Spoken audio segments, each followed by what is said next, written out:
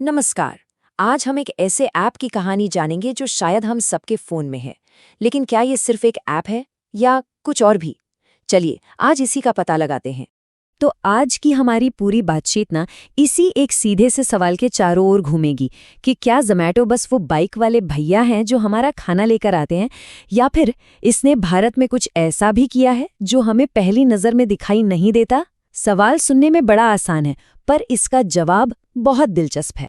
ठीक है, तो इस सवाल का जवाब ढूंढने के लिए हमें थोड़ा सा टाइम में पीछे जाना पड़ेगा। एक ऐसे वक्त में जब ज़ोमैटो का डिलीवरी से दूर दूर तक कोई लेना देना ही नहीं था। ये कहानी शुरू होती है एक बहुत ही आम सी परेशानी से। तो बात है दो स्टूडेंट्स की, दीपिंदर गोयल और पंकज चड्ढा।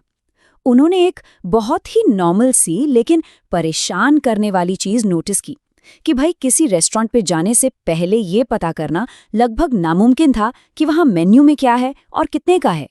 तो उन्होंने क्या किया, फूडीबे नाम की एक वेबसाइट बना दी। अब आप सोचिए, इस पर नो कोई ऑर्डर होता था, नो पेमेंट, नो डिलीवरी, कुछ भी नहीं। ये बस मेनू कार्ड्स की एक ऑनलाइन फोटो एल्बम जैसी थी, बस। और पता है यहाँ सबसे मजेदार बात क्या है कि ज़ोमैटो का पहला काम डिलीवरी करना था ही नहीं। उसका पहला काम था भारत को एक नई आदत सिखाना, और वो आदत थी फूड डिस्कवरी। मतलब कहीं भी खाने जाने से पहले ऑनलाइन उसके बारे में सब कुछ जान लो। ये अपने आप में एक बहुत बड़ा बदलाव था। तो ज़ोमैटो ने लोगों को ऑनलाइन मेन्यू देखना तो सिखा दिया, लेकिन कहानी यहीं खत्म नहीं हुई। चलिए अब थोड़ा आगे बढ़ते हैं और देखते हैं कि ये सब कैसे बदला। क्योंकि 2015 के आसपास कुछ बहुत बड़ा हुआ जिसने उस ज़ोमैटो को बनाया जिसे हम आज जानते हैं। हुआ यह कि टेक्नोलॉजी बदल रही थी। स्मार्टफोन सबके हाथ में आ रहे थे, इंटरनेट सस्ता हो रहा था। तो ज़ोमैटो को समझ आया कि भाई अब लोगों को सिर्फ जानकारी नहीं, सुविधा भी चाहिए। और बस यही से शुरू हुआ फूड डिलीवरी का वो सफर जो आज हम देख रहे हैं। तो ज़ोमैटो डिलीवरी की दुनिया में तो आ गया, लेकिन ये बदलाव ये कितना बड़ा था? चलिए अब कुछ कमाल के नंबर्स देखते हैं कि 2025 तक ये कितना विशाल बन चुका था। सबसे पहले तो इसकी पहुंच देखिए।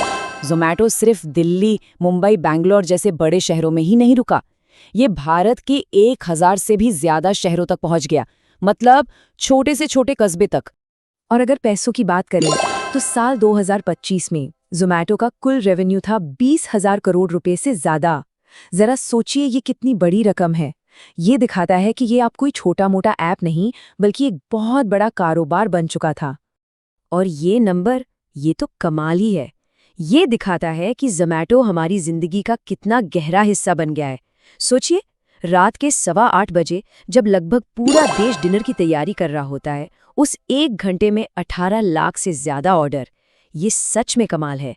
और हाँ, इस पूरे बड़े सिस्टम का फायदा सिर्फ कंपनी को नहीं हुआ, उन लाखों डिलीवरी पार्टनर्स को भी मिला जो हमारे लिए खाना लाते हैं।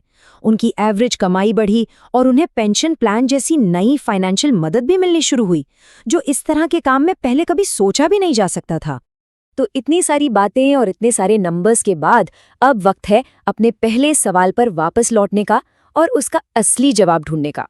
तो क्या ज़ोमैटो का काम सिर्फ रेस्टोरेंट से खाना उठाकर हमारे घर तक पहुंचाना था, बस इतना ही? जवाब है बिल्कुल नहीं। डिलीवरी तो बस वो चीज थी जो हमें दिख रही थी। पर्दे के पीछे ज़ोमैटो भारत में 5 बहुत बड़े और जरूरी बदलाव ला रहा था। इसने रेस्टोरेंट्स और हम जैसे कस्टमर्स दोनों के लिए पूरा खेल ही बदल दिया। छोटे छोटे ढाबों को भी डेटा की ताकत मिल गई कि क्या बनाना है, कब बनाना है, और हमें आदत पड़ गई रिव्यू देखकर सोच समझकर ऑर्डर करने की। इसके अलावा ज़ोमैटो ने एक पूरा का पूरा टेक्नोलॉजी सिस्टम खड़ा कर दिया जिससे लाखों ऑर्डर मैनेज होते हैं। इसने लाखों लोगों को गिग इकोनॉमी के जरिए अपनी मर्जी से काम करके कमाने का मौका दिया। और तो और इसने ऐसे रेस्टोरेंट्स को भी मुमकिन बनाया जिनका कोई अता पता नहीं होता, मतलब सिर्फ किचन होता है और कुछ नहीं, जिन्हें हम क्लाउड किचन कहते। तो आखिर में इस पूरी कहानी का सबसे बड़ा आइडिया क्या है? हमें ज़ोमैटो को किस तरह से देखना चाहिए? ये एक लाइन मुझे लगता है सब कुछ साफ कर देती है। सोचिए, जैसे गूगल ने दुनिया की जानकारी को ऑर्गेनाइज किया, वैसे ही ज़ोमैटो ने खाने की पूरी दुनिया को टेक्नोलॉजी से ऑर्गेनाइज कर दिया। उसका असली काम डिलीवरी नहीं, बल्कि ये ऑर्गेनाइजेशन था।